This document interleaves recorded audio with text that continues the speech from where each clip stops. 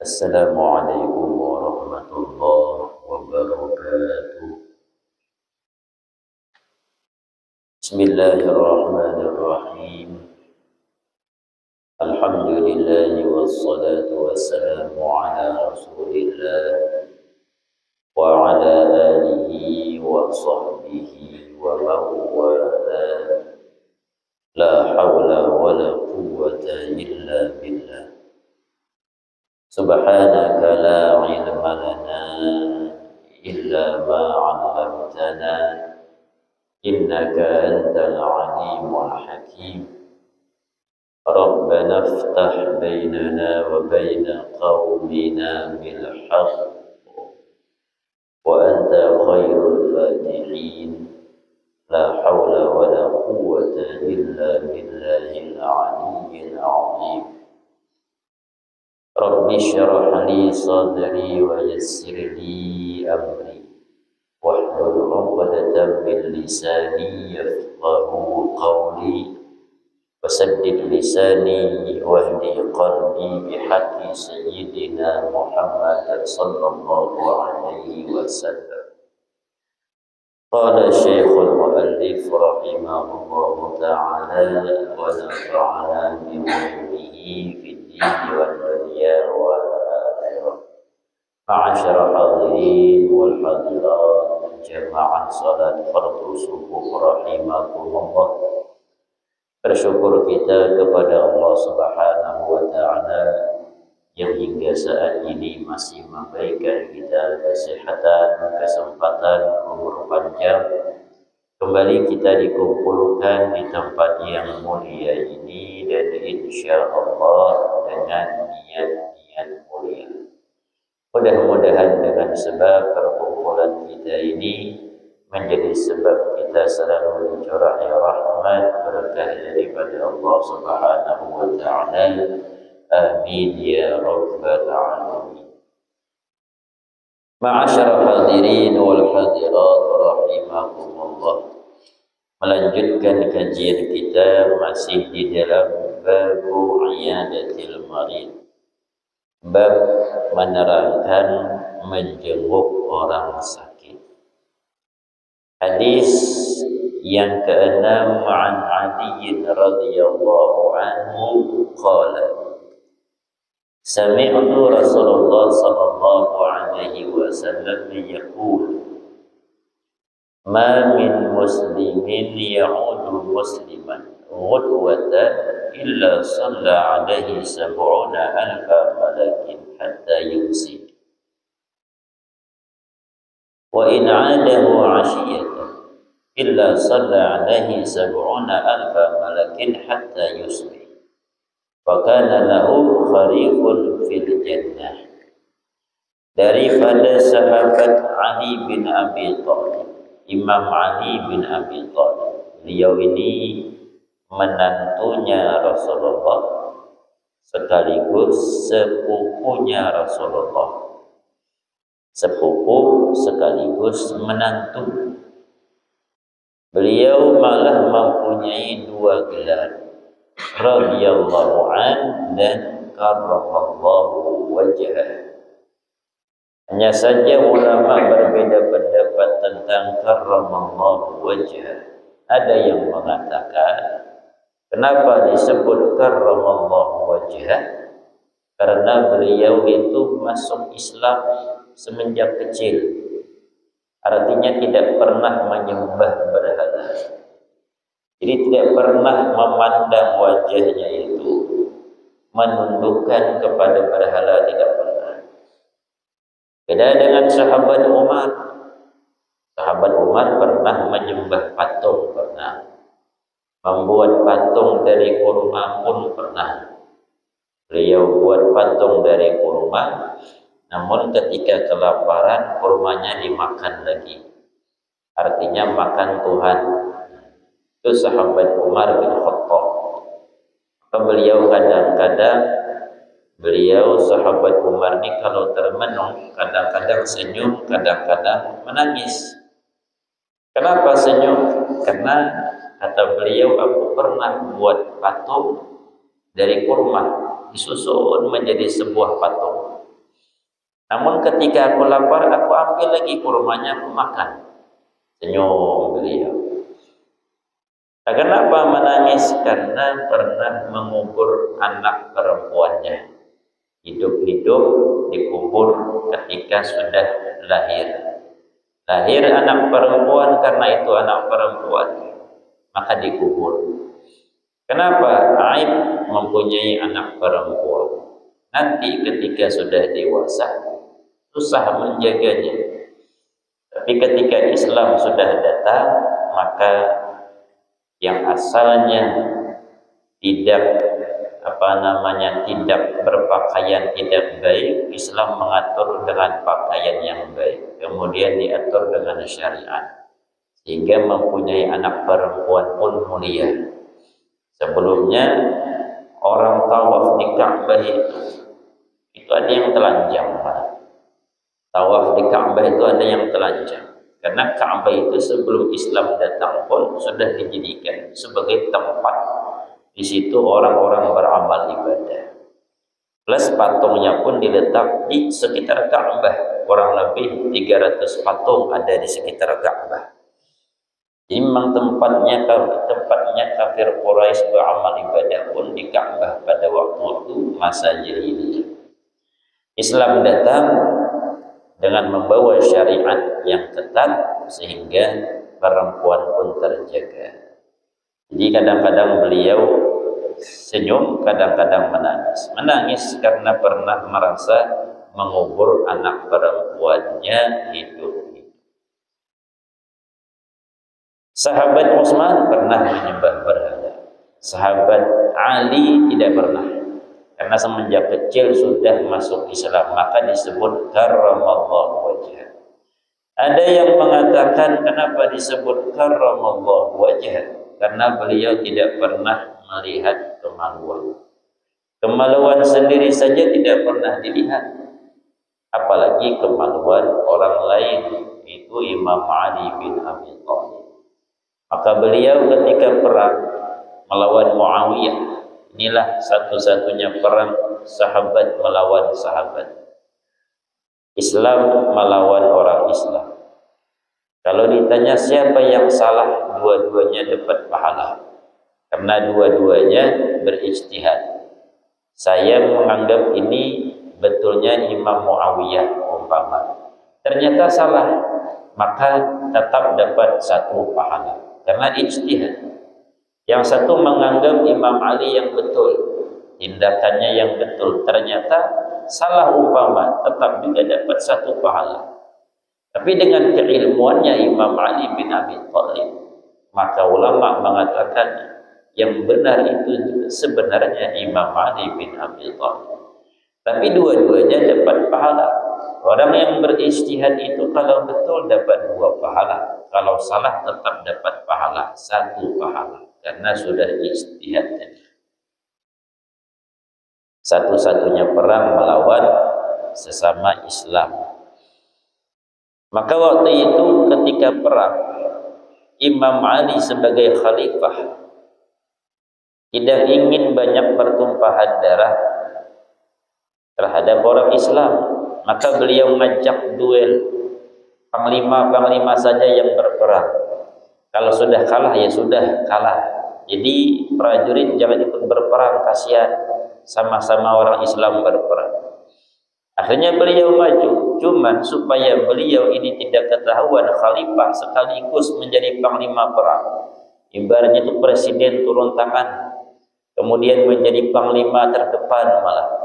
Ini Imam Ali, beliau jadi khalifah, ketika berperang pun beliau yang paling depan. Tapi beliau bercadar, makanya ditutup mukanya supaya tidak ketahuan itu adalah Imam Ali bin Abi Thalib. Maka Muawiyah menunjuk 1 orang panglima perang untuk menghadapi panglima perang ini, tumbang. Kenapa ya? Susah mengalahkan Imam Ali. Imam Ali itu kalau berperang termasuk pasukan elit. Beliau berkuda dan tidak pernah jatuh daripada kuda. Ini saking hebatnya berperang. Kecuali pernah jatuh berkuda latihan perang dengan Nabi Muhammad, baru jatuh. Selain dengan Nabi Muhammad tidak pernah jatuh pasukan berkuda. Tumbang satu orang, disuruh lagi oleh Muawiyah 2 orang menghadapi sekaligus. 2 orang tumbang. Kata Muawiyah 6 orang sekaligus, 6-6-nya tumbang. Akhirnya bagaimana? Ada sahabat senior yang masuk ke dalam pasukan Muawiyah yang pernah menjabat jadi gubernur Mesir, namanya Ammar bin As. Ammar bin As ini termasuk orang hebat, termasuk kawannya Imam Ali ketika berperang dengan Nabi Muhammad. Ammar bin As namanya. Disebut awal masuk Islam tidak juga, disebut akhir pun tidak juga. Yang yang jelas pernah bertempur melawan kafir Quraisy bersama Nabi Muhammad, namanya Ammar bin As. Pasukan pemanah beliau ketika berperang dengan Nabi Muhammad. Disuruh oleh Muawiyah menghadapi panglima perang yang bercadar ini. Datang Ammar bin As. Ketika Ammar bin As maju, Imam Ali karena merasa ini kawan dulu, bukan orang biasa, tapi orang yang luar biasa sebagai kawan berperang bersama Nabi Muhammad, tidak ingin membunuhnya.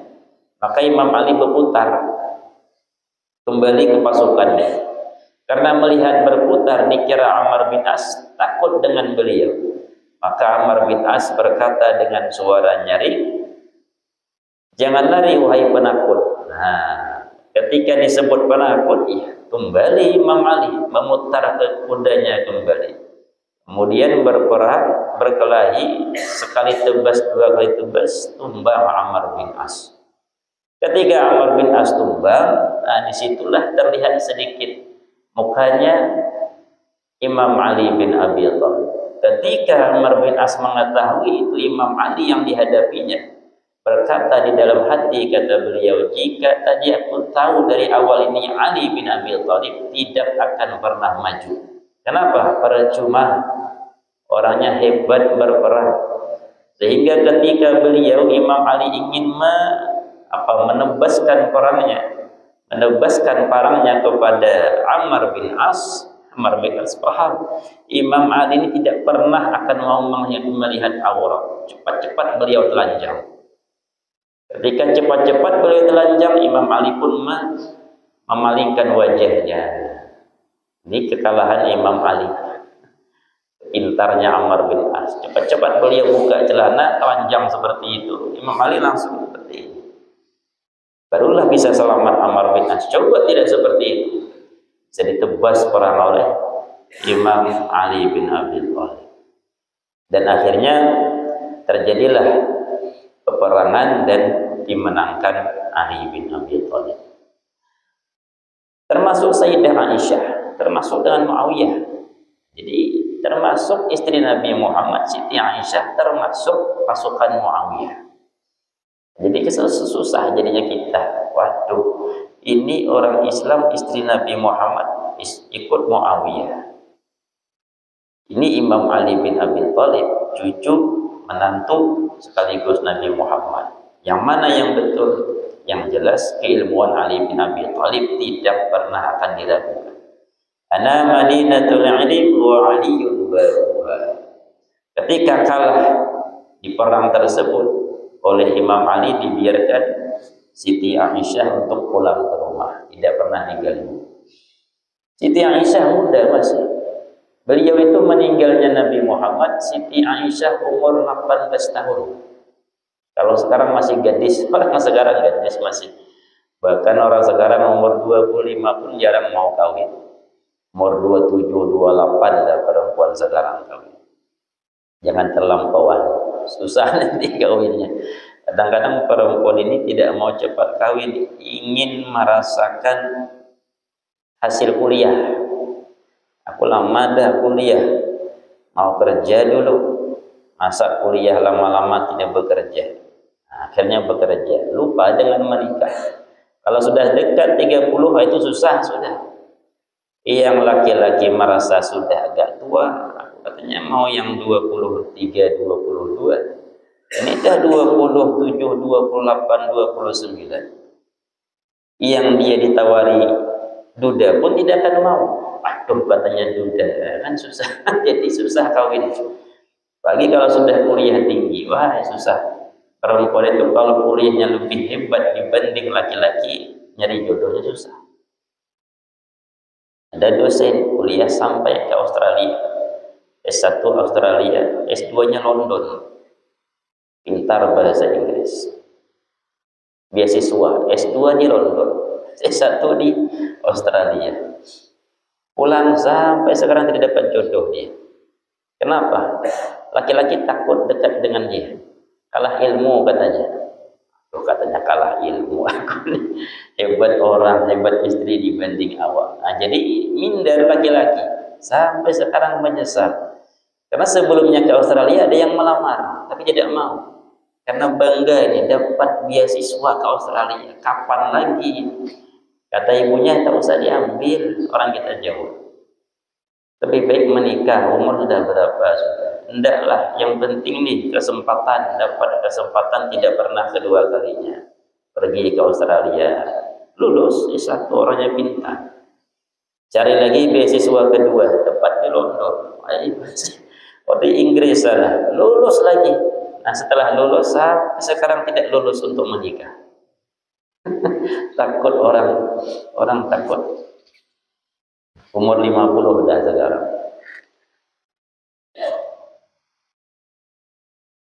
Yang profesor tidak mau juga yang umur 50. Itu harus profesor tuh yang mengawini. Cuma profesor mau yang umur 25-an juga sebenarnya. Jadi serba salah jadinya. Dia disuruh duda. Dudanya takut dengan dia. Karena tidak kafaah jadinya, terlampau tinggi yang perempuan.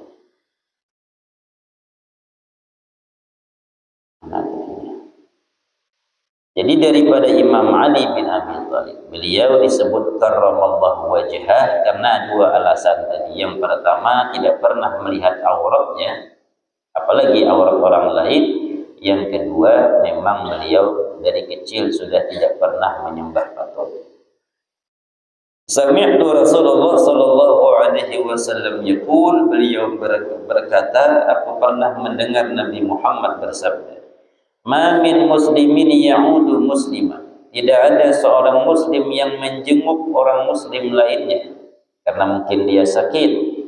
Ghudwatan, menjenguk di pagi hari, illa shalla alaihi sab'una alfa malikin hatta yumsi. Kecuali dia didoakan 1000 malaikat sampai di petang hari. Jadi kalau pagi hari ya seperti jam 8, jam 7, ada kawan sakit dijenguk. Habis menjenguk pulang. Mulai menjenguk itu Allah buat 1000 malaikat untuk mendoakan dia sampai petang hari. Wa in 'adahu 'ashiyatan, jika menjenguk orang lain itu di petang hari, illa shalla alaihi sab'una alfa malakin hatta yusbih, maka ada 1000 malaikat yang mendoakan, memintakan ampun untuknya sampai di subuh hari. Jadi kalau pagi menjenguk, ada 1000 malaikat mendoakan, memintakan ampun kepada Allah sampai petang. Kalau petang hari menjenguk, maka ada 1000 malaikat mendoakan kita kepada Allah agar dosa-dosa diampuni Allah sampai di subuh hari. 1000 malaikat apa tidak kabul, malaikat dosa tidak pernah ada. Orangnya bersih.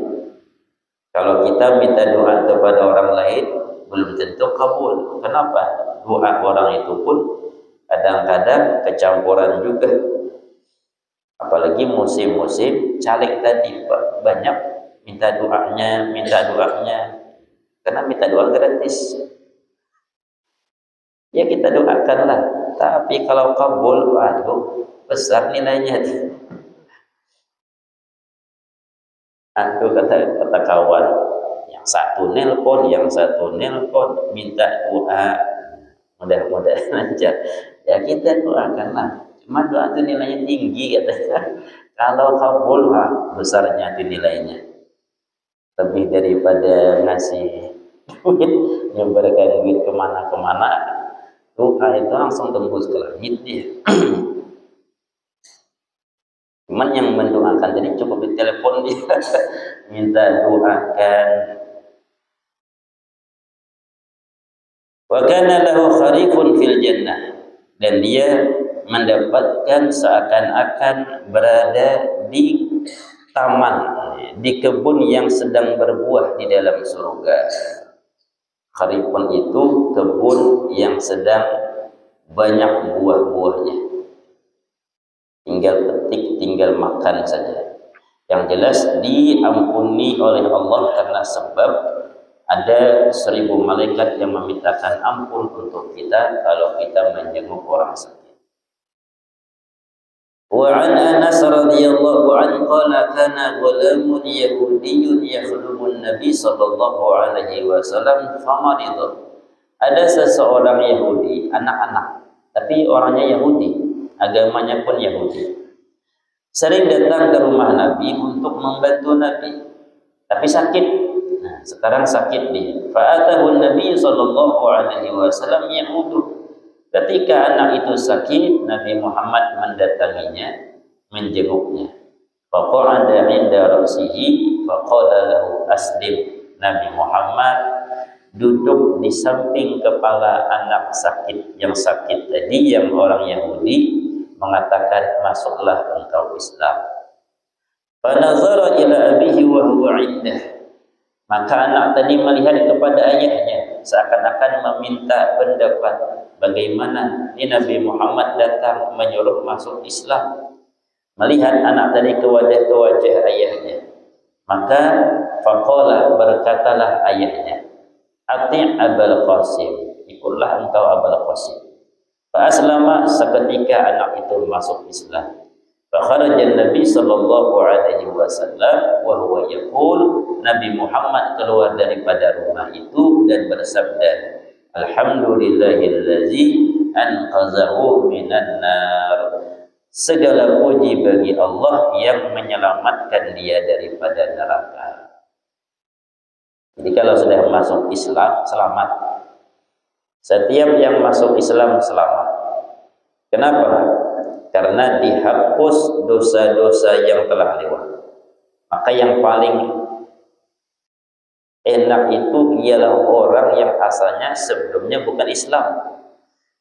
Ini karang-karangan cuman. Tidak ada mungkin yang seperti ini. Sampai umur 60, merampok pernah, berzina pernah, bebas kehidupannya karena bukan orang Islam, tidak ada syariat. Entah dia orang Kristen, entah dia orang Yahudi, entah dia orang Buddha, Hindu. Ketika umur 60 sakit, masuk Islam, sehari habis itu meninggal. Nah, itu paling enak lah. Kenapa? Ketika masuk Islam habis pahala, habis dosa-dosa dihapus oleh Allah. Dosa ini, dosa itu, maka sudah puas, sudah hidup di dunia 60 tahun.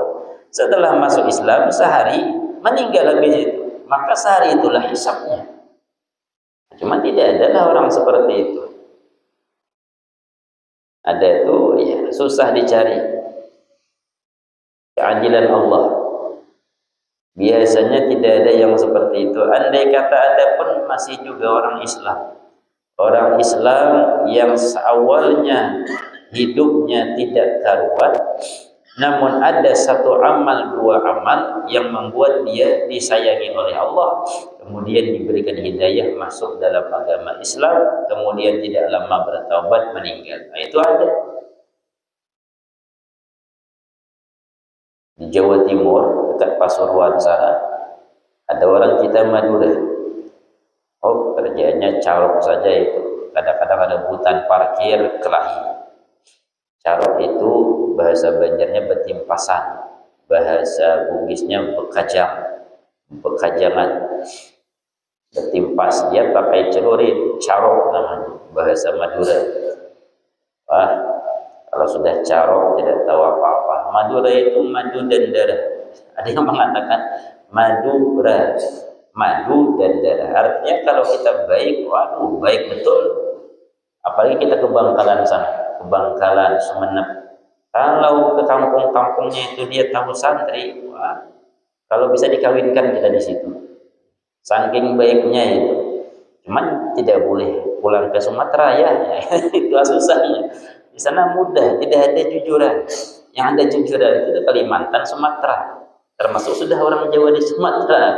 Pakai jujuran sudah. Di Jawa sana tidak ada jujuran. Yang ada mas kawin atau mahar. Artinya 3 juta pun bisa menikah di sana.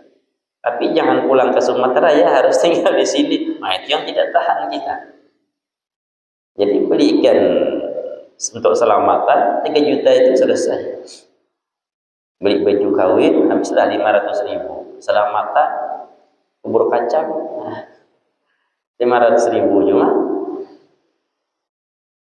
Malam aja caranya. Jangan siang tidak cukup. Undang 1 gang 2 gang. Masih ada bisa duit 1 juta untuk jual kerupuk usaha. Hidup sudah. Sini jangan 3 juta, 30 juta itu jujuran kemana itu? Belum selesai lagi. Seluruhnya sudah seluruh suku. Apalagi kena bugis, wah. Semalam kawan kawin, tapi sama-sama bugis. Kita tanya lah berapa jujuran? Kebun 4 baris, duit 90 juta. Untung sama-sama bugis. Kalau ke Banjar tidak jadi kawin itu. Acok orang Banjar ndaklah cari Banjar aja. Duitnya 90 juta, kebun 4 baris. Tapi sugih orangnya sugih. Santailah dia.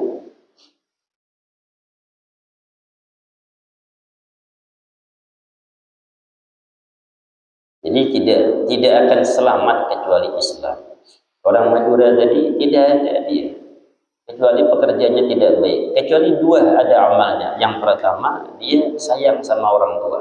Bukan orang tua sendiri, orang tua orang lain sayang. Apalagi ibunya tidak boleh bekerja di rumah, harus menjadi ratu. Ibunya ya, ayahnya meninggal sudah. Di rumah ada pembantu. Ibunya tidak boleh masak, tidak boleh nyapu, tidak boleh cuci piring, tidak boleh nyuci. Pokoknya seluruh harus dikerjakan pembantu. Karena anaknya berduit, betul-betul dijadikan ratu ibunya.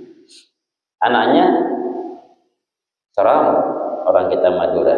Tapi andai kata ada orang lain, orang tua yang kesusahan dibantu olehnya, itu senangnya dia. Yang kedua, dia sayang sama anak kecil. Jadi anak kecil pulang dari sekolah SD itu diberikan permen 1 pak, dikasih 1. Itulah tiap hari. Pas sebulan mau meninggal berubah dia. Tidak pernah lagi ke pasar. Ternyata buta orangnya. Kawan-kawannya pun sibuk. Kenapa tidak ke pasar? Sakit kabarnya. Dijenguk buta rupanya. Kenapa buta? Rupanya mungkin dia itu punya amal sayang sama orang tua, sama ibunya. Mungkin didoakan oleh ibunya, mudah-mudahan anak ini taubat kepada Allah. Sadar mungkin dia, aku katanya minta kepada Allah. Andai kata ya Allah aku masih bisa melihat, maka aku tetap akan berbuat dosa di pasar. Oleh karena itu ya Allah butakan saja mataku, sehingga aku tidak bisa melihat dan tidak akan bisa ke pasar. Kalau ke pasar nanti carok lagi nanti. Akhirnya buta seketika. Buta.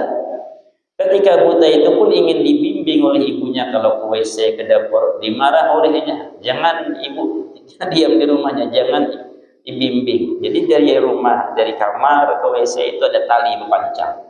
Situlah dipegang sampai ke WC. Ke ruang tamu ada talinya. Itu untuk panduan. Ibunya tidak boleh memandu. Harus jadi ratu. Sebulan habis itu meninggal. Nah ini mungkin karena ada amal. Apa amal baiknya? Karena sayang sama orang tuanya. Tapi kalau cerita yang pertama itu ngarang-ngarang cuman orang Buddha, orang Hindu, orang yang bukan Islam sudah puas bermaksiat kepada Allah, seluruh dosa dikerjakan, kemudian masuk Islam umur 60, sehari habis itu meninggal. Itu paling lezatnya orang sudah. Kalau begitu sajalah, tidak bisa sudah kita orang Islam. Orang Islam kalau keluar daripada Islam maka dosa hukumnya. Ketika masuk kembali ke dalam Islam wajib mengganti seluruh sholat yang ketika dia murtad dan seluruh puasa yang ketika dia murtad. Babu ma yud'a bihi bil marid. Bab menerangkan apa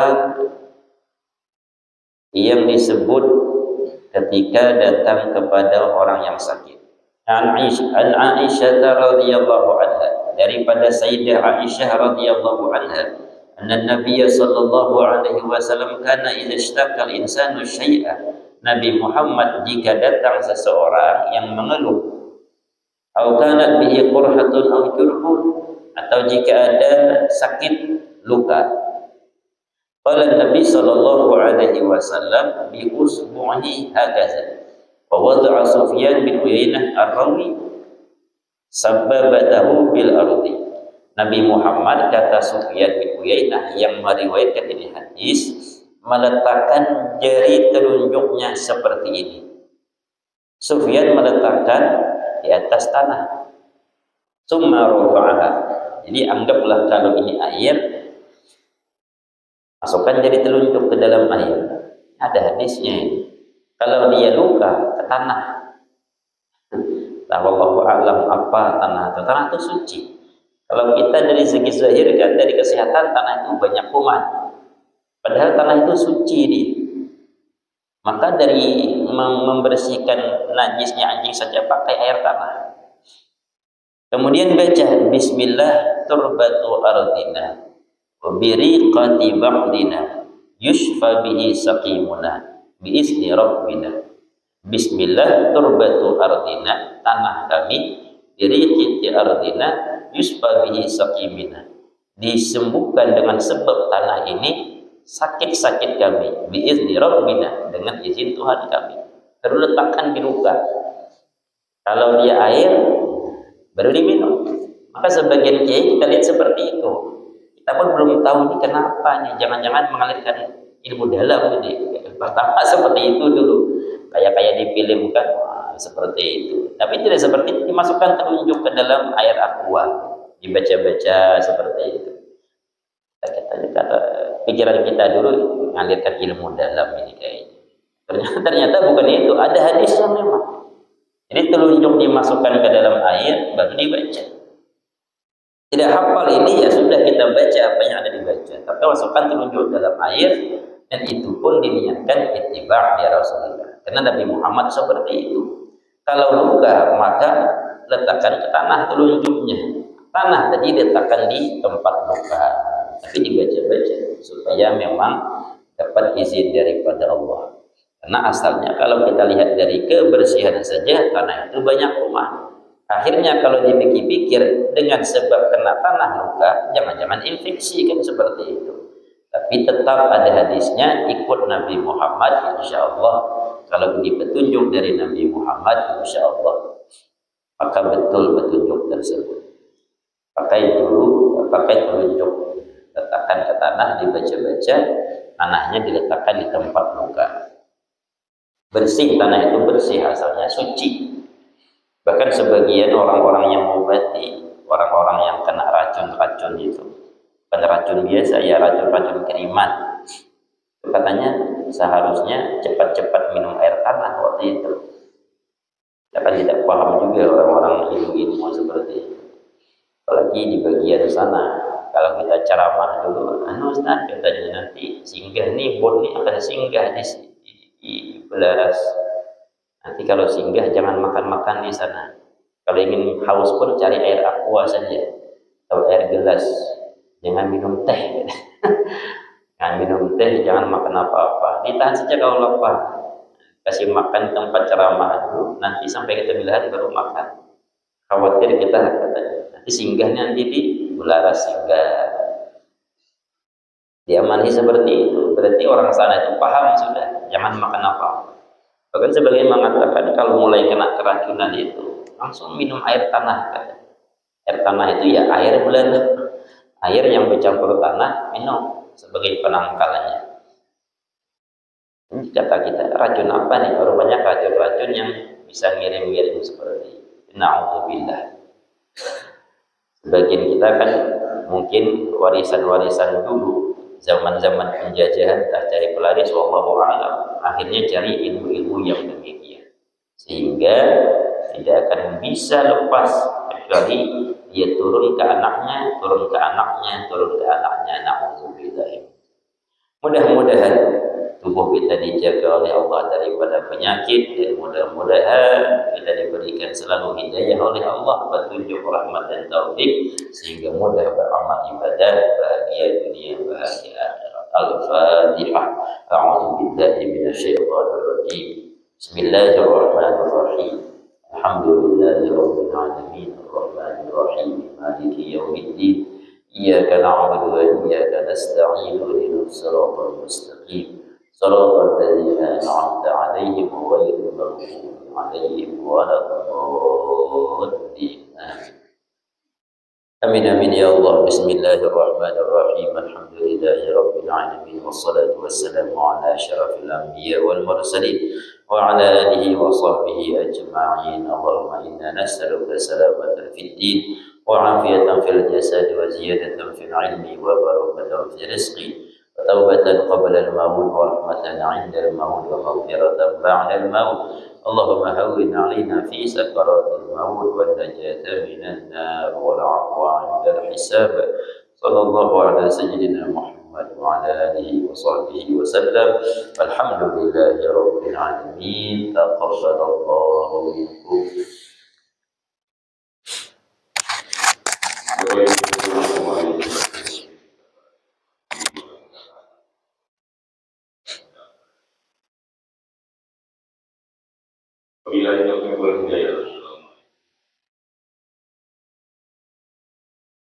Allahumma salli ala sayyidina Muhammad wa aslim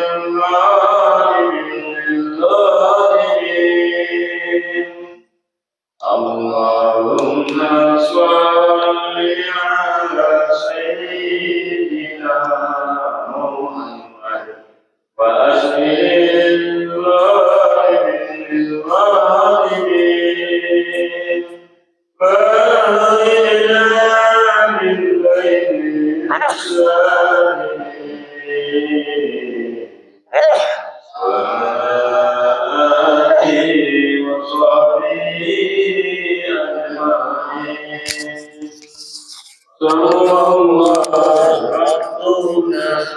ala nuril mubin